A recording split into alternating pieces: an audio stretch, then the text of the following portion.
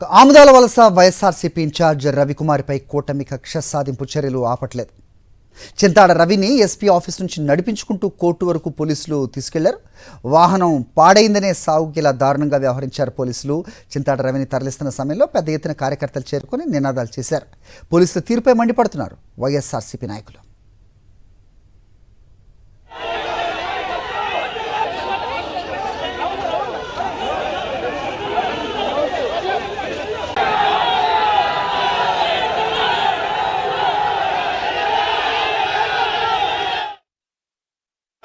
జరగనటువంటి కార్యక్రమాన్ని జరగనటువంటి తీసుకొచ్చి ఏదో పెద్ద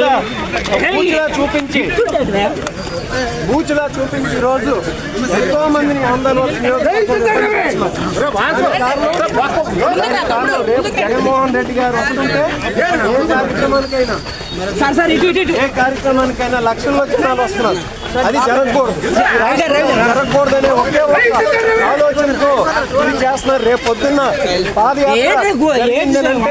లక్షల్లో ఉంటుందని చెప్పేసి మేమేం జగన్మోహన్ రెడ్డి గారి శిష్యును జరిగినా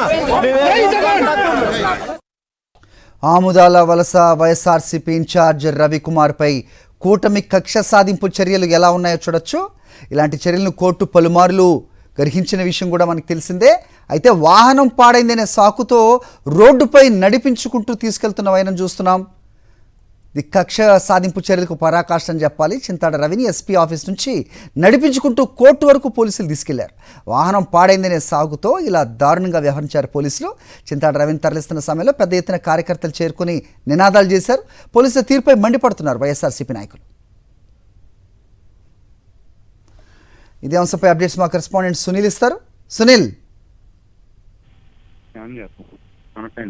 సునీల్ వినిపిస్తోందా?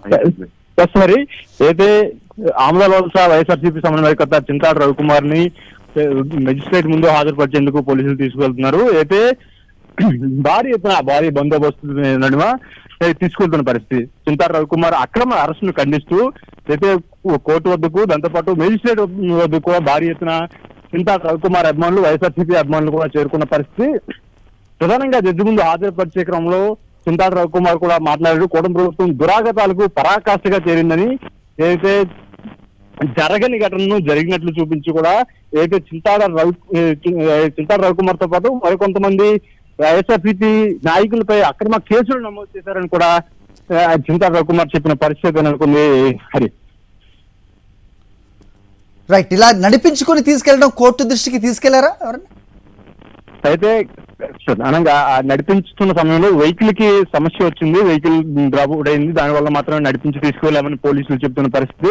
అయితే ప్రధానంగా జగన్మోహన్ రెడ్డి ఏ కార్యక్రమం జరిగినా భారీ ఎత్తున జనాలు వస్తున్న సమయంలో ఈ కూటమి ప్రభుత్వం దాన్ని చూసి ఓరవలేకే ఇలాంటి అక్రమ కేసులు నమోదు చేసి వైఎస్ఆర్సీపీ నాయకులను అయితే అడ్డుకునే ప్రయత్నం చేస్తున్నారు. అక్రమ కేసులు నమోదు చేసి భయపెట్టే ప్రయత్నం చేస్తున్నారని కూడా వైఎస్ఆర్సీపీ నేతలు చెబుతున్నారు. ఏదైతే కూటమి ప్రభుత్వం ఎలాంటి బెదిరింపులకు పాల్పడినా, ఇలాంటి దురాకాలకు పాల్పడినా సరే భవిష్యత్తులో తీవ్ర పరిణామాలు చూసుకుంటారని వైఎస్ఆర్సీపీ నేతలు కానీ కార్యకర్తలు కానీ భయపడే పరిస్థితి లేదని కూడా వైఎస్ఆర్సీపీ నేతలు చెబుతున్న పరిస్థితి. Okay, alright Sunil.